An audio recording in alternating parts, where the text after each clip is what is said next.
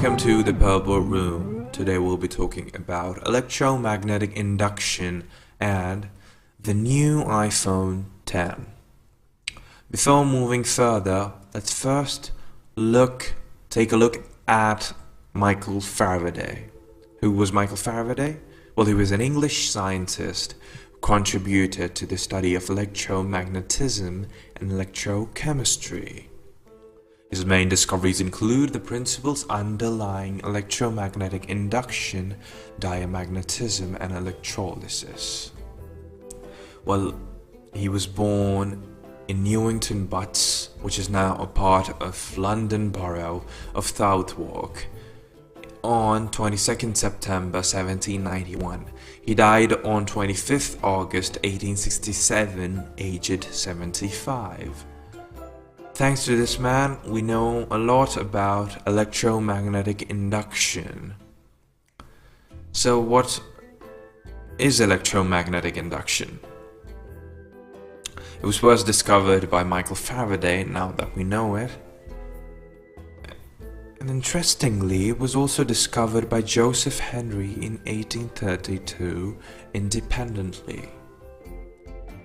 What Faraday did was he made a coil out of a conducting wire, attached a galvanometer to it, and moved a magnet around it. What it did was changed the magnetic flux with time around the coil.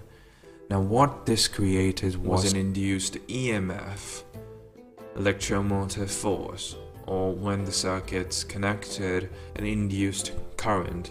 As the galvanometer showed some deflection, it indicated that there was current flowing in the circuit.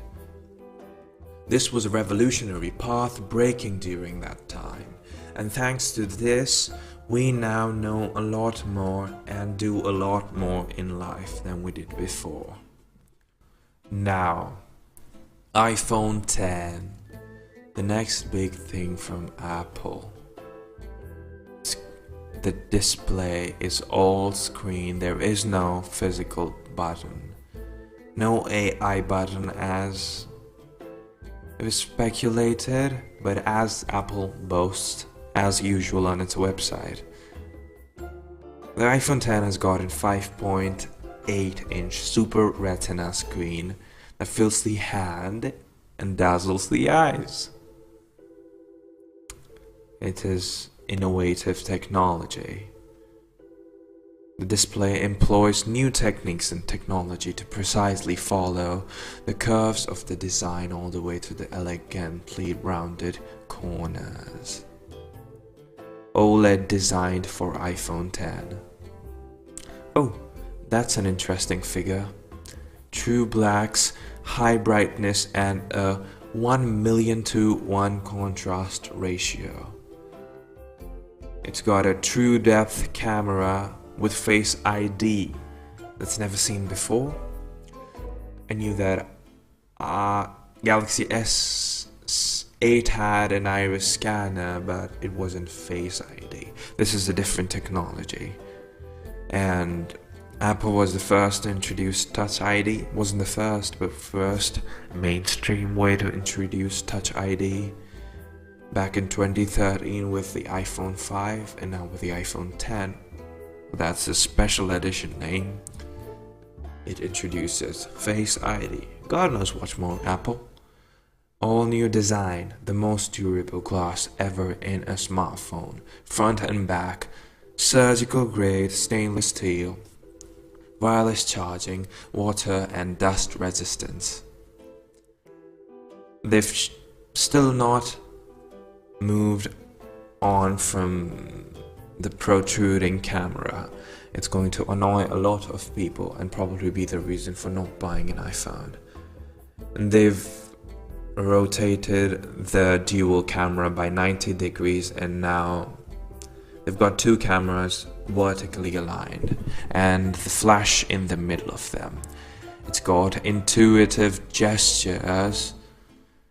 And there is no home button. A swipe up would take you to the home. A revolution in recognition. Face ID. Face mapping. facial mapping. It's enabled by true depth camera and is simple to set up. It projects and analyzes more than 30,000 invisible dots to create a precise depth map of your face. We've only got halfway through. The true depth camera has its front-facing forward thinking, as Apple boasts on its website. It's got portrait mode selfies, just like the iPhone 7, which is useless. Portrait lighting. I think this is because of the dual camera in the iPhone 10.